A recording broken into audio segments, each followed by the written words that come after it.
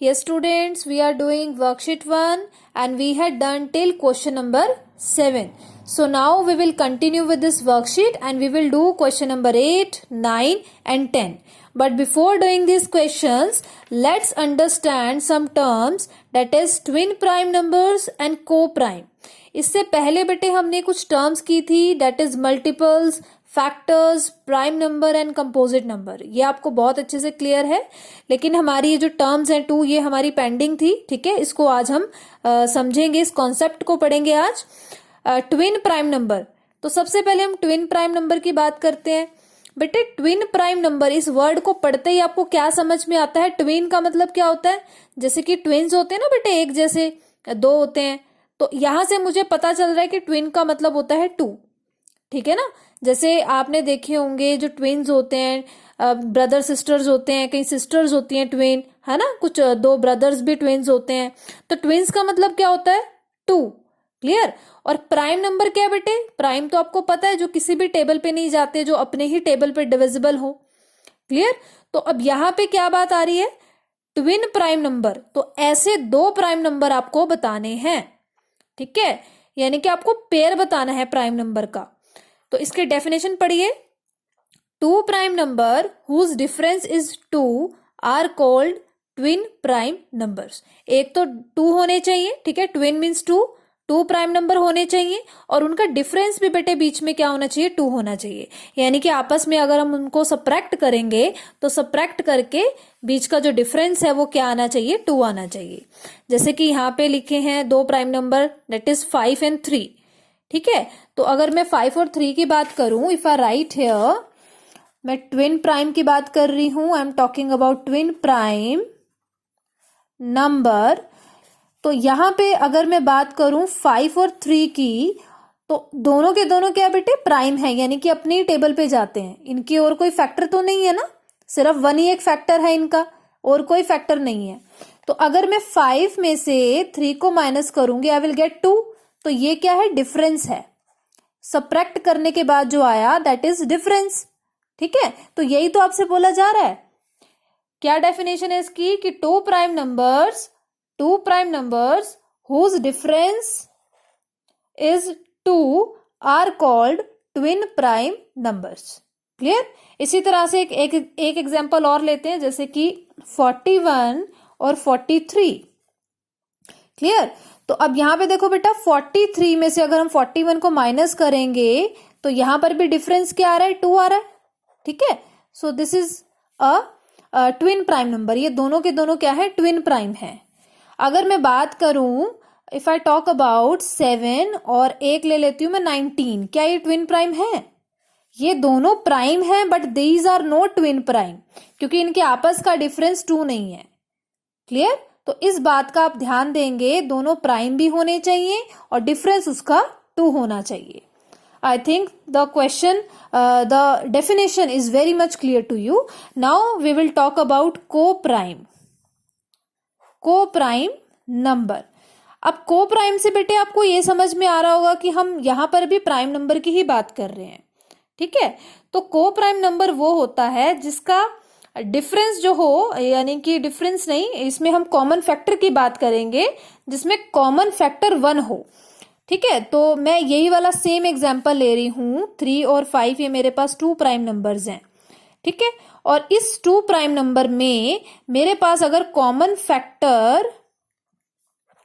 Factor 1 आ जाए तो मैं कह सकती हूं कि ये को प्राइम है. को प्राइम की डेफिनेशन क्या है बेटा? कि अगर कोई भी 2 प्राइम नंबर हैं, उनका जो कॉमन फैक्टर 1 है, that means that number is को प्राइम. क्लियर. एक एग्जांपल और लेते हैं, जैसे कि मेरे पास है 19 और एक है मेरे पास 20. ठीक है, ये 2 नंबर्स है मेरे पास, और एक ये वाला तो बेटे प्राइम है, लेकिन ये वाला नंबर प्राइम नहीं है. This is a composite number 20, है ना. ये आपका 2 का मल्टीपल है. ठीक है, 4 का भी मल्टीपल है, 5 का भी मल्टीपल है. So this is a composite number. एक प्राइम है और एक कंपोजिट है, लेकिन अगर हम इसकी फैक्टर की बात करेंगे तो यहाँ पे 19 के तो फैक्टर होंगे नहीं, तो एक फैक्टर तो इसका 1 ही होगा. ठीक है, और अगर मैं 20 की बात करूं, एक तो 1 होगा, फिर 2, 4, 5 और 20 भी. ठीक है ना, वो नंबर भी अपने आप में क्या होता है, फैक्टर होता है। तो यहाँ पे बेटे कॉमन क्या आ रहा है, 1 आ रहा है, तो this is a co prime number. I hope the concept is very much clear to you. यहाँ पे जरूरी नहीं है कि दोनों के दोनों प्राइम हो नंबर्स, एक प्राइम और एक कंपोजिट भी हो सकता है, लेकिन कॉमन फैक्टर उसका 1 ही होना चाहिए। अगर एक से ज्यादा हो जाए, फॉर एग्जाम्पल अगर मैं बात करूं, I am talking about 8 and 20, ठीक है, तो अगर 8 के हम फैक्टर करते हैं बेटे यहाँ पे, तो 1, 2, 4, 8, ये सभी के सभी क्या है, फैक्टर हैं 8 के। अगर मैं 20 की बात करूं, 1, 2, 4, 5, एंड 20, है ना, ये जो मैंने ऊपर लिए थे यही वाले सेम ले लिए। अब यहाँ पे देखो बेटे 1 तो आ ही रहा है फैक्टर, एक आपका 2 भी आ रहा है, एक आपका 4 भी आ रहा है, so this is not a co prime number. ठीक है, दिस इज नॉट को प्राइम, ये को प्राइम नहीं है। को प्राइम की कंडीशन क्या है, यहाँ पे देखिए, 2 numbers are said to be co-prime when they have only 1 as common factor। यहाँ पे वर्ड लिखा है बेटे ओनली, ओनली वर्ड लिखा है ना, तो ओनली 1 ही होना चाहिए। अगर 1 से ज्यादा हो गए तो वो को-प्राइम नहीं है। Clear? I hope these 2 definitions are very much clear to you. Now we will understand the next term, that is even number and odd number. Even number and odd number. Clear?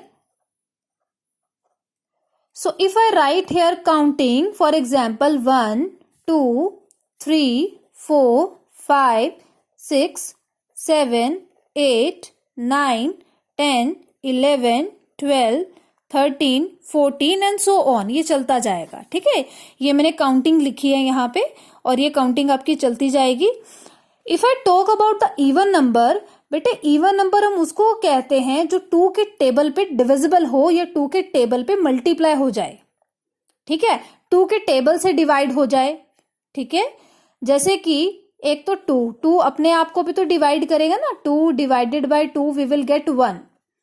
इसी तरह से बेटे हम 4 की बात करें, 4 divided by 2 we will get 2, है ना, 2 2 जा 4 होता है, और अगर हम 4 को 2 से डिवाइड करेंगे तो क्वोशिएंट क्या मिलेगा हमारे पास, 2 आएगा। इसी तरह से अगर मैं 6 को डिवाइड कर दूं 2 के साथ तो मेरे पास आंसर आएगा 3, है ना। तो इसी तरह से आपके पास 8, 10, 12, 14, फिर 16, 18, यानी कि एक नंबर छोड़ के अगला नंबर वो क्या है, 2 के टेबल पे डिविजिबल है, डिवाइड हो रहा है, तो इसको हम कहेंगे बेटे इवन नंबर। जो भी नंबर आपके 2 के टेबल पे डिवाइड हो जाते हैं उसको कहा जाता है बेटे even number. Clear? Now I will talk about those number which are left, जो रह गए 1, 3, 5, 7, 9, 11, 13, फिर आएगा आपका 15, 17, 19।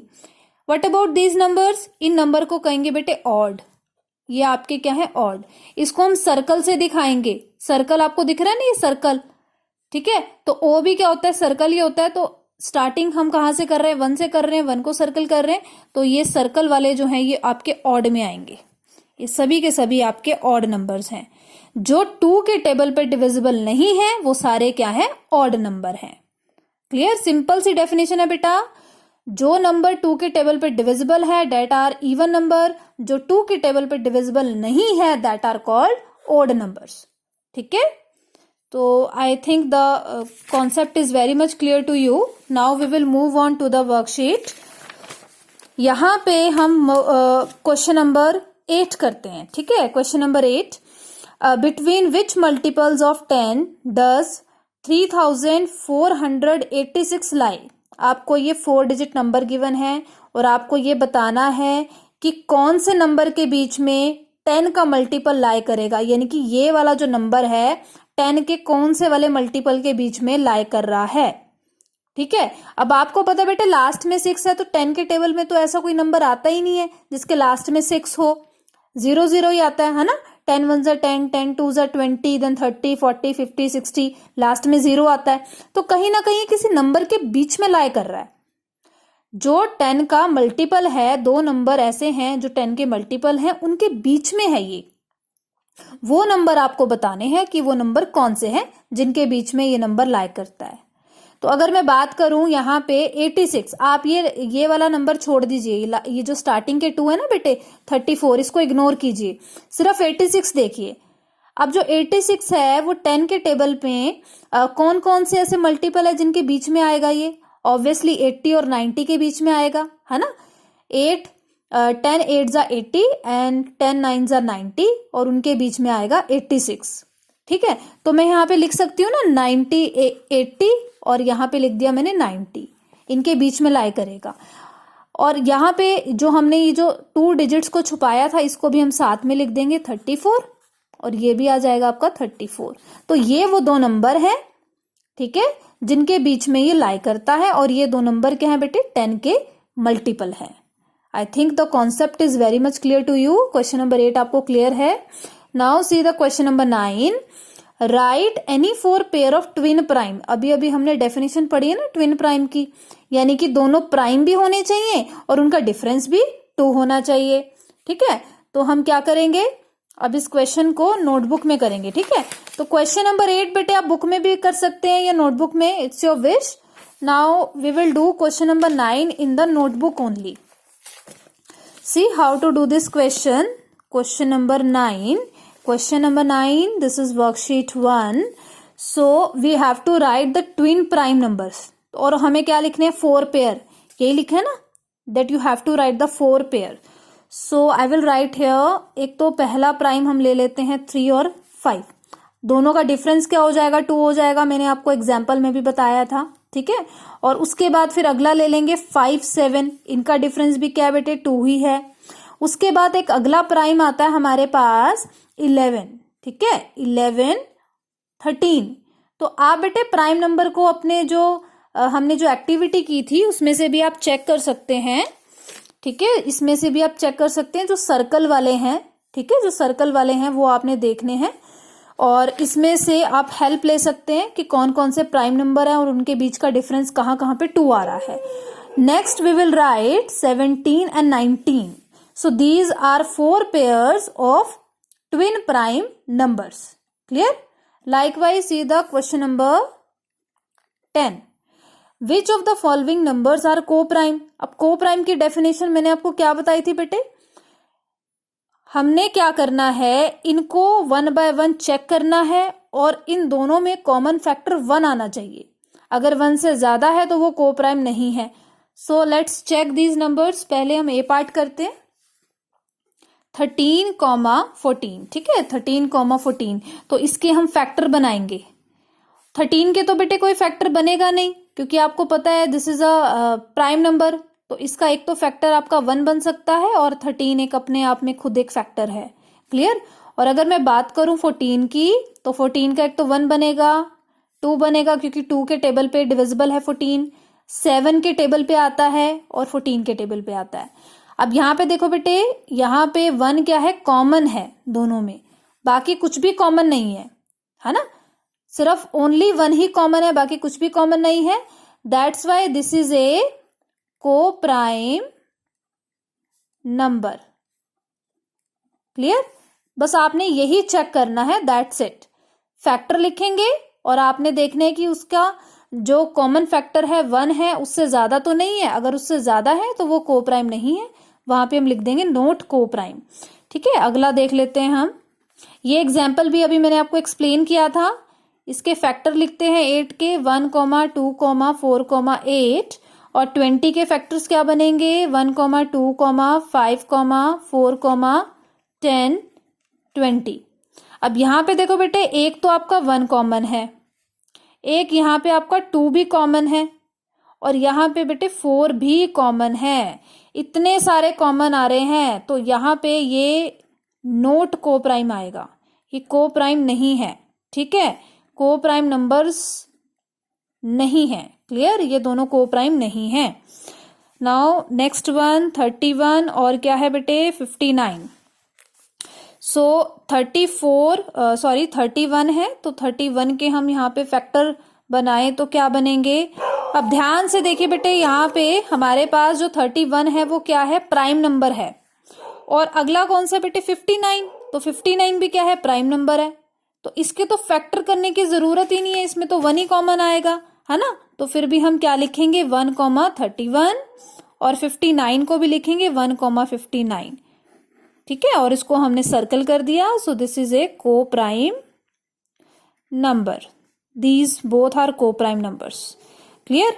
लाइकवाइज बेटे डी पार्ट है, तो डी पार्ट आपके लिए होमवर्क रहेगा, ये आप खुद से ट्राई कीजिए। ओके।